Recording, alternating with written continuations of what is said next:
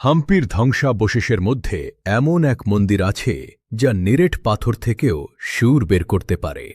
এগুলি হল সেই 56টি মিউজিক্যাল পিলার, যা একটি মাত্র বিশাল গ্রানাইট পাথর খোদাই করে তৈরি।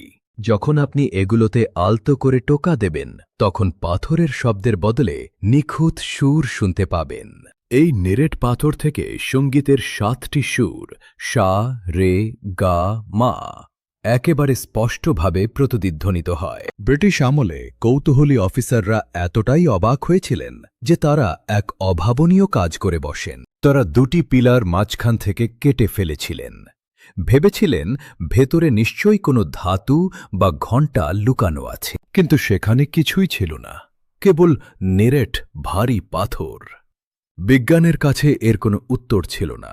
প্রাচীন প্রকৌশলীরা কিভাবে পাথরকে একটি নির্দিষ্ট কম্পাঙ্কে সুর মেলাতে সক্ষম হয়েছিলেন? কেউ কেউ বিশ্বাস করেন এটি ছিল এক হারিয়ে যাওয়া প্রযুক্তি, যা পাথরের ঘনত্বের কারসাজি।